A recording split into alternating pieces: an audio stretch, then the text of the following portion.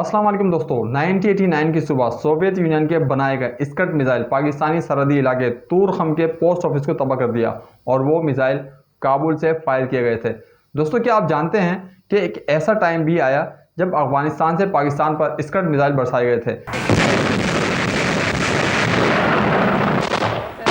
लेकिन पाकिस्तान की तरफ से इस हमले का जवाब तक नहीं दिया गया। ना भारत और ना ही इसराइल ने ये मिसाइल बरसाए थे, बल्कि पाकिस्तान के पड़ोसी मुल्क जो खुद एक जंग में चल रहा था, ये मिसाइल पाकिस्तान पर इसकी तरफ से बरसाए गए थे।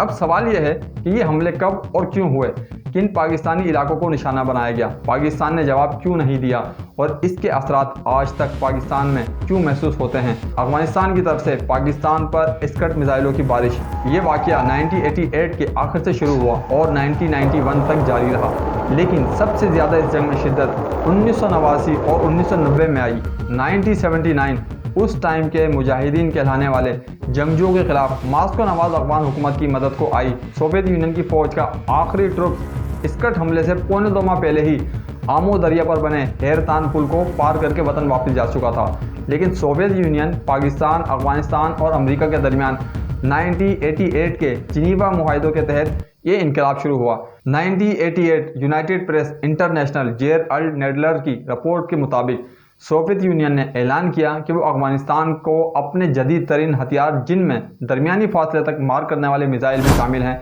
फराम कर रहा है ताकि इन हमलों का मुकाबला किया जा सके, जो सदर नजीबुल्लाह की काबुल हुकूमत के मुताबिक पाकिस्तान की पुष्पनाही से किए जा रहे हैं। जबकि अमेरिका ने हथियारों की शनाख्त लिक्विड फ्यूल इस्तेमाल करने वाले ज़मीन से ज़मीन पर मार करने वाले स्कड मिसाइलों के तौर पर की, जो पाकिस्तान तक पहुंचने की सलाहियत रखते हैं, और साथ ही इस्लामाबाद की मुकम्मल हिमायत जारी रखने का भी वाज़ेह ऐलान किया। 1988 में यूनाइटेड नेशन का अफगानिस्तान और पाकिस्तान दोनों के दरमियान एक मुआहदा कायम हुआ ताकि अफगानिस्तान से मुतल्लिक इन मुआहदों पर अमल दरामद को यकीनी बनाया जा सके और खिलाफ वर्जियों की जांच की जा सके। 1990 में ये मिशन मार्च तक एक्टिव रहा और the Oxford handbook of United Nation peace keeping operation के मुताबिक मिशन के शुरू होते ही काबुल और इस्लामाबाद ने एक दूसरे की मदाखलत पर शिकायतें करना शुरू कर दी।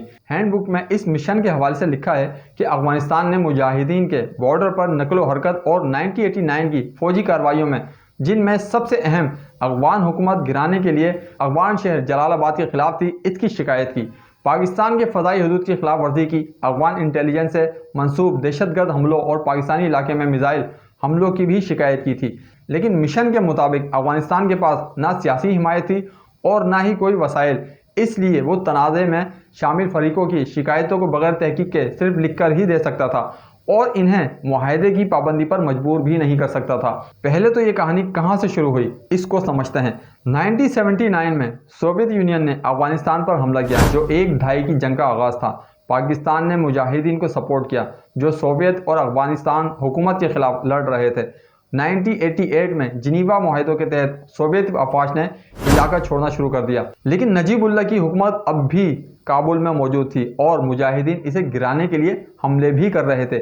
जैसे जलालाबाद की लड़ाई, सोवियत यूनियन ने नजीबुल्लाह को सपोर्ट करने के लिए जदीद हथियार दिए, जिनमें स्कड बी मिसाइल शामिल थे।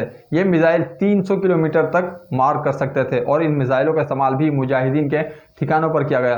अफगानिस्तान ने 1988 से 1992 तक तकरीबन 1700 से लेकर 2000 स्कड मिसाइल फायर किए, जो वर्ल्ड वार II के बाद सबसे बड़ा मिसाइल हमला था। लेकिन मसला यह था कि ये मिसाइल अपने टारगेटेड पोजीशन को छोड़कर किसी और से जाकर गिर जाते थे। सोवियत यूनियन के जाने के बाद ये तवक्का की जा रही थी कि अफगान में मास्को नवाज सदर नजीबुल्लाह की हुकूमत गिर जाएगी, लेकिन ऐसा ना हुआ। माइकल क्लाइंट फिल्टर ने अपनी book warfare and armed conflicts में लिखा कि खास के साबिक सरबरा और अफगानिस्तान के सदर नजीबुल्लाह की हुकूमत सोवियत यूनियन के जाने के बाद जल्द गिरने की तवक्को थी, और इस बात के बारे में 1986 में सोवियत यूनियन इंटेलिजेंस ने यह अंदाज़ा लगा लिया था कि नजीब हुकूमत सिर्फ 6 से 18 माह तक कायम रह सकेगी, लेकिन ऐसा ना हुआ और ये अंदाज़ा गलत साबित हुआ।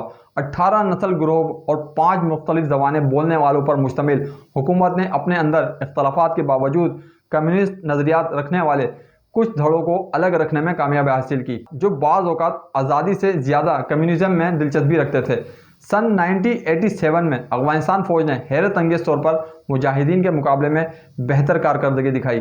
1989 में जलालाबाद की सबसे बड़ी खून रेज जंग शुरू हुई, लेकिन कुछ हफ्तों की लड़ाई के बाद मुजाहिदीन अफगान फौज के हाथों शिकस्त खा गए। एक रिपोर्ट के मुताबिक अफगान मुजाहिदीन के रहनुमा और वजीर खारजा गुलबदीन हिकमतयार ढाका में मौजूद थे और ढाका में मौजूदगी की वजह यह थी कि बांग्लादेश से वो अपनी अबूरी हुकूमत तस्लीम करवा सकें। और उसी टाइम पाकिस्तान पर अप्रैल के शुरू में स्कड मिसाइल हमला हुआ। 16 नवंबर 1988 में यूपीआई की एक खबर में हुकूमत की तरफ से ये बताया गया कि अफगानिस्तान से फायर किया गया एक मिसाइल पाकिस्तान के एक बॉर्डर के करीब गांव पर जा गिरा है, जिसके नतीजे में कम अज कम 10 लोग शहीद हुए और 15 जख्मी हो गए थे। लेकिन तब ये तय नहीं पाया था कि ये मिसाइल सोवियत यूनियन की तरफ से अफगान फौज को फराम किया गया स्कड मिसाइल था या नहीं। अमेरिकी न्यूज़ न्यूयॉर्क टाइम्स के राइटर जॉन एफ बर्नर्स ने लिखा कि पाकिस्तान ने तस्दीक की थी कि दरमियानी फासले तक मार करने वाले स्कड मिसाइल 7 अप्रैल 1989 को पाकिस्तान बॉर्डर पर इसी मकाम के करीब गिरा जहां जलालाबाद और पेशावर के दरमियानी सड़क बॉर्डर के पार जा रही थी और इस वाक़े में कोई जानी नुकसान नहीं हुआ था। जबकि एक बात कबूल करते हुए अफगान हुकूमत ने कहा कि मिसाइल गलती से पाकिस्तान की सरहद के पास फायर किया गया था, लेकिन मुजाहिदीन के खिलाफ झड़पें अभी भी जारी थीं। दूसरी तरफ सोवियत हुकूमत ने कहा कि जलालाबाद के डिफेंस में हुकूमती फोर्सेस की कामयाबी स्कड मिसाइलों की वजह से हुई है और इन मिसाइलों से गोरिल्लाओं को जलालाबाद से पीछे धकेलने में कामयाबी हासिल हुई। जब वो एयरपोर्ट के बैरूनी हद के अंदर तक पोजीशनें संभाल चुके थे तो उन्होंने ये भी कहा कि मिसाइल इस्तेमाल करके शहर से 15 मील जनूबी मशरिक में वाक़ सरकारी फौजी छावनी समर खेल से भी गोरिल्लाओं को निकाला गया, जिस पर उन्होंने कब्जा कर लिया था। मगर अफगान हुकूमत की तरफ से पाकिस्तानी इलाकों में स्कड हमले फिर भी जारी रहे। 4 मई 1989 को सुबह 8:20 पर एक स्कड मिसाइल जिला बनू में वाक़ अफगान पनाह गुज़ीन कैंप के करीब गिरा, जिससे 3 अफगान शहरी हलाक और 17 जख्मी हुए। 22 मई 1989 को एक स्कड मिसाइल सुबह पंजाब के ज़िला बखर के करीब गिरा और ये तीसरा हमला था जिसने पाकिस्तान और अफगानिस्तान के दरमियान सख्त तनाव पैदा कर दिया था। उस टाइम पाकिस्तान ने सख्त एहतजाज किया और कहा कि अगर ये जारी रहे तो संगीन नताइज होंगे। जून की 23, 24 और 26 डेट को दिन के मुख्तलिफ टाइम में अफगानिस्तान से फायर किए गए स्कड मिसाइल पाकिस्तानी हदूद में गिरे, लेकिन कोई जानी नुकसान नहीं हुआ। 3 अगस्त को शाम 5:20 पर एक स्कड मिसाइल हरीपुर के करीब गांव में गिरा, जिसमें 6 शहरी जख्मी हुए, 4 घर मुकम्मल तबाह, जबकि 13 को थोड़ा बहुत नुकसान पहुंचा।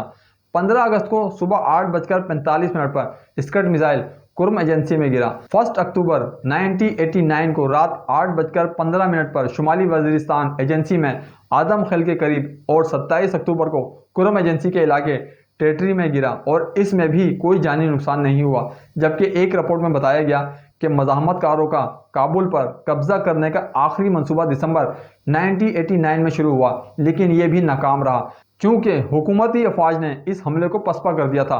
मज़ाहमतकारों की क़यादत टुकड़ों में बढ़ गई थी। मुख्तलिफ धड़े अपने अपने इलाकों में वापस चले गए। काबुल में खाने पीने की चीज़ों के साथ साथ ज़रूरियात की चीज़ों की किल्लत पैदा हो शुरू हो गई थी। 1990 तक अफगानिस्तान एक बुरबाद मुल्क बन चुका था, मगर इसमें बगावत जारी रही। 10 जनवरी को अफगानिस्तान से फायर किया गया एक स्कड मिसाइल जिला अटक के गांव हिसार में गिरा। सबसे हलाकत खेज हमला 28 नवंबर 1990 को हुआ। कुरम एजेंसी के टेटरी मंगल में 2 स्कड मिसाइल गिरे, इससे 28 लोग हलाक हुए, जो इस सीरीज का सबसे बड़ा वाकया था। ये सब एक महाजिर कैंप के करीब हुआ था। कुल मिलाकर देखा जाए तो ये 16 हमले हुए थे, जिनमें 17 मिसाइल शामिल थे। 26 जून को एक स्कड मिसाइल कुरम एजेंसी के पीवार कोतल में गिरा, जिससे 4 अफगान शहरी जख्मी हुए।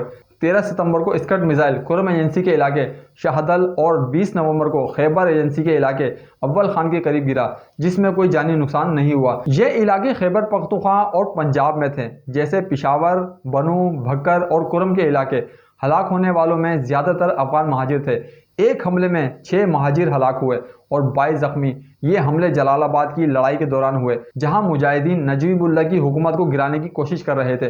पाकिस्तान ने अमेरिका और दीगर मुल्कों से मदद मांगी और अक़वाम मुत्तहिदा में 16 से ज़्यादा शिकायतें रिपोर्ट की।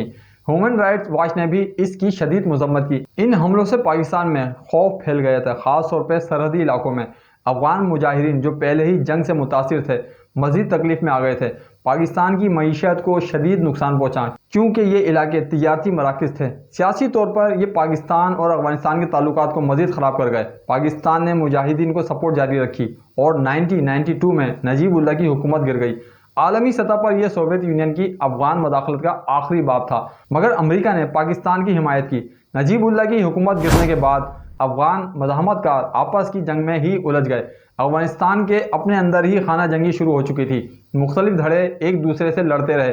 काबुल जनवरी 1994 से फरवरी 1995 तक तोपों, गोलों और रॉकेट हमलों का शिकार रहा और अफगानिस्तान खाना जंगी में डूब गया। तालिबान इसी इंतशार अंगेज माहौल से उभरे। यही वजह है कि पाकिस्तान आज भी अफगानिस्तान के मामले में इंतहाई मोहतात है। ये कहानी हमें सिखाती है कि जंगें सरहद नहीं देखती। आज का इत्तेहादी कल का खतरा बन सकता है। तारीख को भूलना सबसे खतरनाक गलती है और जंग की कीमत हमेशा शहरी अदा करते हैं। एक तरफ मुजाहिदीन की जिद्दोजहद, दूसरी तरफ नजीबुल्लाह की बका की जंग और दरमियान में था पाकिस्तान का बॉर्डर। ये वाक़यात हमें बताते हैं कि जंग की आग पड़ोसियों तक कैसे फैल सकती है। दोस्तों, अगर आपको ये वीडियो पसंद आई हो तो इसको लाइक और शेयर ज़रूर करें और अपने कमेंट्स में बताएं कि क्या आपको लगता है कि ये बम जानबूझकर गिरे थे। मिलते हैं आपसे एक और अगली इन्फॉर्मेशन वीडियो के साथ।